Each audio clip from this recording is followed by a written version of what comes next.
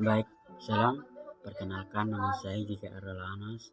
Saya mahasiswa dari Institut Agama Kristen Negeri Kupang. Saya di sini akan menjelaskan materi dari mata kuliah teori, yaitu mengenai motivasi dalam belajar. Baik, simak terus video ini. Motivasi dalam belajar. Pengertian motivasi. Pengertian motivasi yaitu suatu tenaga atau faktor yang terdapat di dalam diri manusia yang menimbulkan, mengarahkan, dan mengorganisasikan tingkah lakunya. Ria F 2012. Penelitian ini sejalan dengan Hamza B. Uno dalam Ria F 2012. Motivasi merupakan dorongan yang terdapat dalam diri seseorang untuk berusaha mengadakan perubahan tingkah laku yang lebih baik dalam memenuhi kebutuhannya. B. Motivasi dalam belajar. Menurut Elida dalam Ria 2012, teori motivasi dibagi menjadi 3, yaitu teori kebutuhan.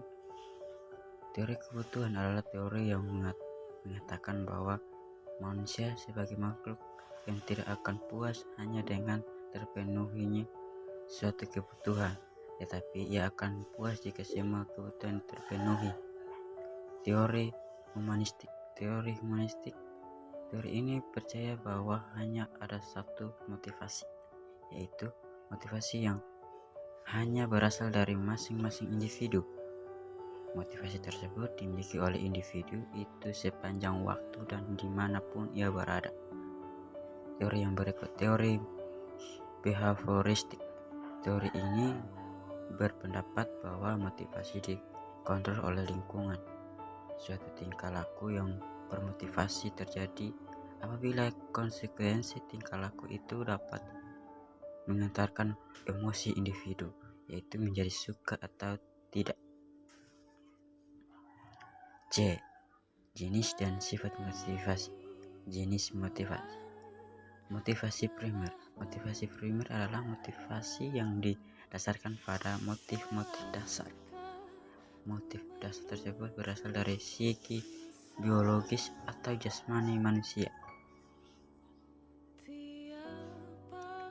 Motivasi sekunder. Motivasi sekunder adalah motivasi yang dipelajari. Motif ini dikaitkan dengan motif sosial, sikap, dan emosi dalam belajar terkait komponen penting seperti efektif, kognitif, dan kurasif, sehingga motivasi sekunder dan primer sangat penting dikaitkan oleh siswa dalam usaha pencapaian prestasi belajar. Sifat motivasi.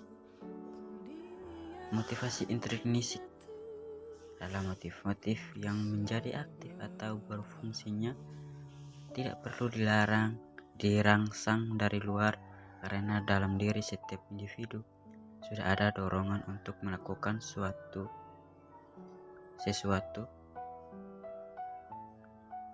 Motivasi ekstrinsik adalah motif-motif yang aktif dan berfungsi karena berangsang dari luar. D. Unsur-unsur yang mempengaruhi belajar. Unsur-unsur yang mempengaruhi motivasi belajar ialah 1. Cita-cita atau inspirasi pembelajaran. 2. Kemampuan pembelajaran. 3. Kondisi pembelajaran.